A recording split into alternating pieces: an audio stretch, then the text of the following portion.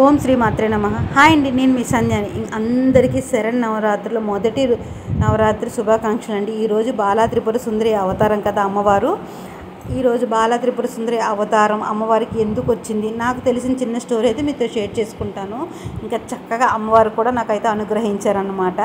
అదంతా కూడా video skip చేయకుండా చూడండి. ఈరోజు నా అమ్మవారి దేవి నవరాత్రుల మొదటి రోజు పూజ ఎలా చేసుకున్నాను ఏంటి అనేది ఈ వ్లాగ్లో మీతో షేర్ చేసుకుంటాను. ఆల్రెడీ అమ్మ నాకు దర్శనం అయితే ఇచ్చారు.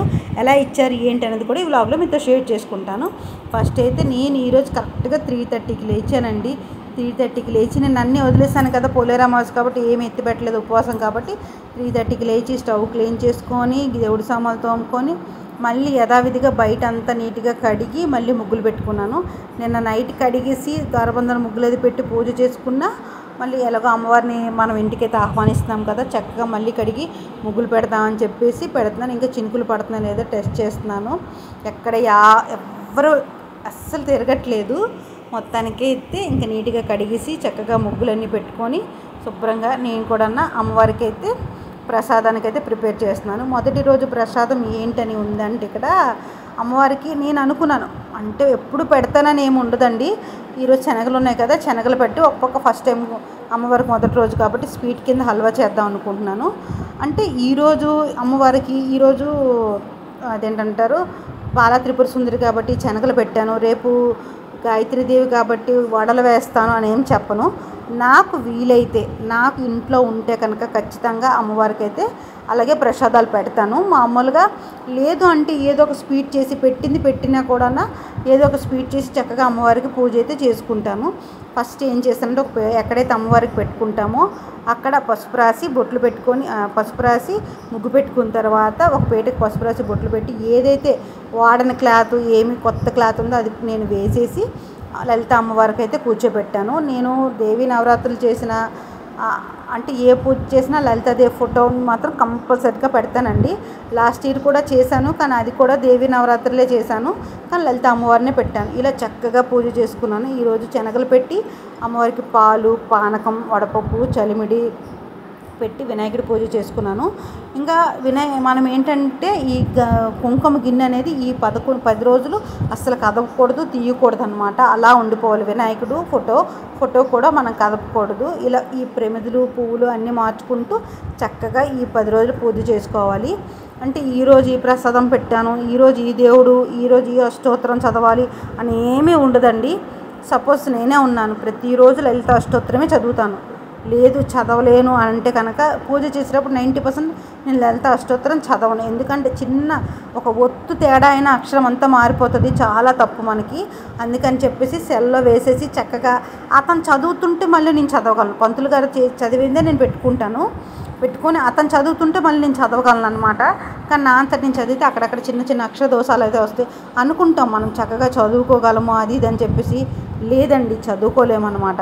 ఎక్కడైనా నేను ఈ మధ్యన శాస్త్రపారాయణం ఇవన్నీ వింటున్నాను కదా, వాళ్ళైతే లలితాదేవి గురించి చెప్తున్నారు. ఒక్క అక్షరం చిన్న తేడా అయినా అర్థం అంతా మారిపోతుంది, తప్పుగా వస్తుంది అని చెప్పేసి ఎందుకు ఆ పాపం మనం చెయ్యాలని నేను సెల్లో వేసేసి పంతులు గారు చెప్తుంటూ పూజ అయితే ఇతను నేను కలిసి చేసుకుని, యాక్చువల్గా నేను ఒక్కదాన్నే చేస్తాను ఎప్పుడు కూడా. ఇతను ఏమనుకున్నారేమో నేను కూడా చేస్తాను సంధ్య అన్నారు. అంతకన్నా భాగ్యమా, ఎందుకంటే అతను చేస్తే కంపల్సరీగా ఉల్లిపాయలు అది ఉండాలి. నేను ఒక్కదాన్ని అయితే అతను నేను కలిసి అయితే ఇంకే డిస్టర్బెన్స్ ఉండదన్నమాట.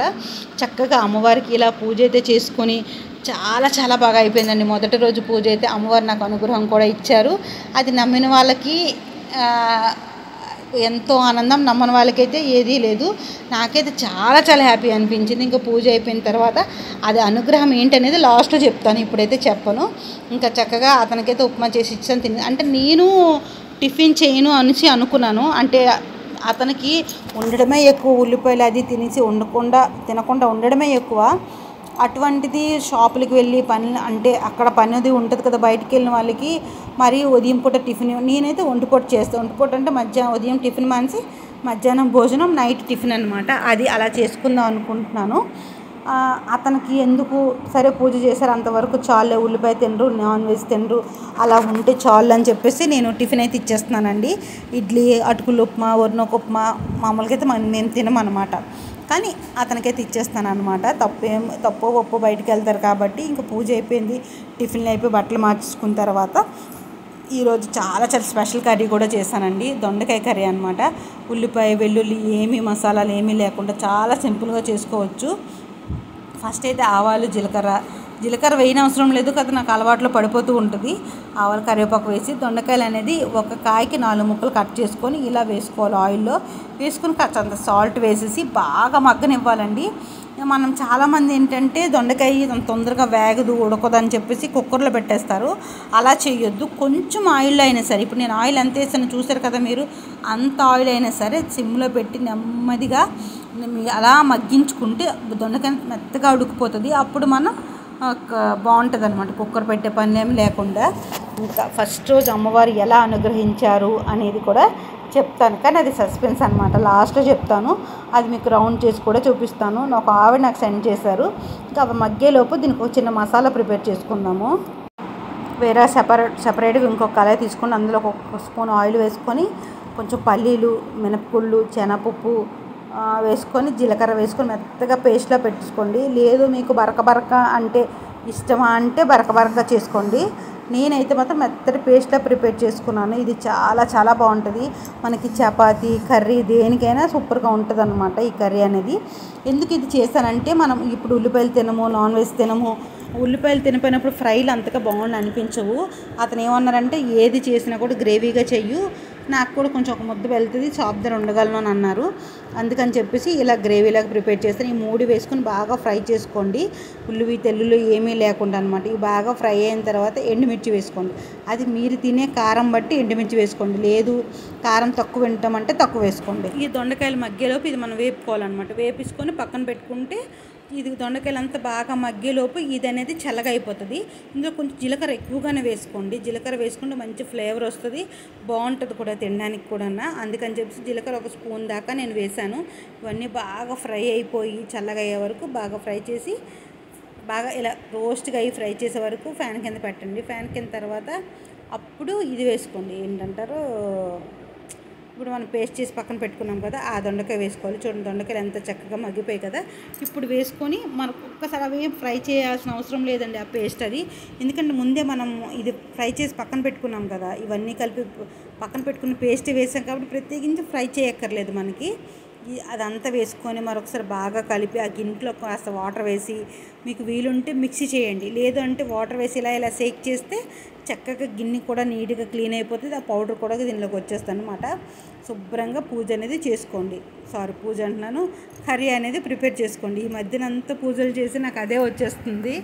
అందుకు ఇలా బాగా చేసుకుంటే దీంట్లో కొంచెం ఉప్పు కారం సరిపోతే కొంచెం వేసుకోండి, మీ ఇష్టమే. నేను వేసుకునే దానికి ఉప్పు కారం తక్కువగానే ఉంటాయి. ఎందుకు అంటే ఏ కర్రీ చేసినా ఎప్పుడో బై మిస్టేక్ పడిపోతూ ఉంటుంది తప్ప మ్యాక్సిమం ఉప్పు కారం తక్కువగానే చేస్తాను. ఇలా సింపుల్గా పూజ అయితే మళ్ళీ పూజ అనే వచ్చేస్తుంది. కర్రీ అనే ప్రిపేర్ చేసుకోవాలన్నమాట. అది ఏంటో మరి నాకు ఎక్కువగా అదే వీడియోస్ పెట్టడమో లేకపోతే ఏమో నాకైతే తెలియదు, కానీ అదే వచ్చేస్తుంటుంది. కర్రీ కూడా నా అన్నం చపాతీ పూరి దేనికైనా బాగుంటుంది. నేను ఫస్ట్ టైం ట్రై చేసాను కానీ చాలా బాగా వచ్చింది. పిల్లలకి ఇతనికి బాగా నచ్చింది. మీరు ఇంట్లో ట్రై చేయండి, ఎలా వచ్చింది అంటే నాకు కామెంట్ చేయండి. వీడియో నచ్చితే లైక్ కొట్టండి. మీరు దొండకాయ కర్రీని ఇలా ప్రిపేర్ చేయండి, ఉల్లి వెల్లుల్లి ఏమీ లేకుండా ఎలా వచ్చిందో కామెంట్ చేయండి. అయితే అమ్మవారు ఇచ్చిన నాకు అనుగ్రహం ఇచ్చినది ఏంటి అంటే అది ముందే చెప్పేస్తానండి. నమ్మిన వాళ్ళకి దేవుడు, నమ్మని వాళ్ళకి వేరేది ఏదో ఉంటుంది అనమాట. అది కూడా నా స్టేటస్ చూసి, మనకు ఒక పిచ్ అంటూ ఉంటుంది కదా, స్టేటస్లు పెట్టుకోవాలి అది ఇదని. నా స్టేటస్ చూసి ఒక స్క్రీన్ షాట్, అంటే నేను నమ్మట్లేదని స్క్రీన్ షాట్ తీసి మరీ నాకు పెట్టారు. అది ఇప్పుడు మీతో షేర్ చేసుకుంటాను, ఒకసారి చూసేయండి, లాస్ట్లో చెప్తాను. అయితే ఇంక సాయంత్రం పూజ కోసం అని చెప్పేసి ఇతను ఎలాగో పిల్లల కోసం స్వీట్ తెచ్చారు. బూందీ, అమ్మవారికి బూందీ కూడా ఉందన్నమాట నిన్న. ఎలాగో తెచ్చారు కదా, అనుకోకుండా వచ్చిందండి. అతను తెస్తారని అనుకోలేదు నేను. ఇంకా అనుకోకుండా వచ్చేసరికి సాయంత్రం దీపం పెట్టుకొని బూందీ పెట్టి ప్రసాదం అయితే అమ్మవారికి పెట్టి చక్కగా మళ్ళీ లక్ష్మీ అష్టోత్తరం చదివి పూజ అయితే చేసుకున్నాను. అంటే నేను సాయంత్రం పూజ పెట్టుకొని లక్ష్మీ అష్టోత్తరం చదువుకొని శుభ్రంగా ధూపం అది వేసుకొని అమ్మవారికి హారతి ఇచ్చి పూజ అయితే చేసుకున్నాను అనమాట. ఇంకా ఈరోజు అయితే చాలా హ్యాపీ అనిపించిందండి. ఇప్పుడు ఆ విషయం అనేది మీతో షేర్ చేసుకుంటాను ఫొటోస్తో ఆధారంగా. ఒక ఆమె అయితే నాకు చెప్పారనమాట, అంటే నా కస్టమర్. ఆమె చూడండి, కళ్ళు, ముక్కు, నోరు కనిపిస్తుంది, ఈరోజు బాలా త్రిపుర సుందరి అవతారం కదండి అని చెప్పేసి ఆవిడే నాకు స్క్రీన్ షాట్ తీసి రౌండ్ చుట్టూ పంపించారు. ఇంకో ఫోటోలో వారాహిమాత కనిపించింది చూడండి అని చెప్పేసి ఆమె కూడా సెండ్ చేశారనమాట. ఇంక ఇలా నేను కుంకుమ పూజ చేస్తున్నానో లేదో అతను నేను కలిసి చేస్తున్నాము. చక్కగా అమ్మవారు అయితే మా ఇద్దరికి ఎంత చక్కగా, అంటే నేను ఉన్నాను అని చెప్పేసి చెప్పినట్టు అనిపించింది. చూడండి ఎంత డీటెయిల్గా, డైరెక్ట్గా దేవుడు వచ్చి మన కళ్ళ ముందు ఉంటే మనం చచ్చిపోతామండి, అది చూడలేము అసలు. డైరెక్ట్గా అమ్మవారు వచ్చి మనకు కనబెడితే చూడగలమా చెప్పండి? ఆవిడ చూసి తట్టుకునే శక్తి మనకు లేదు. అంత అదృష్టవంతులం కూడా కాదు. యాక్చువల్గా నేను పూజ చేస్తున్నాను కానీ ఇంత అదృష్టం నాకు కలుగుతుందనే అనుకోలేదన్నమాట. చాలా చాలా హ్యాపీ అనిపించింది స్టార్టింగ్ రోజు అమ్మవారు ఇలా కనిపించడం. మీకు ఎలా ఉంది వీడియో నచ్చితే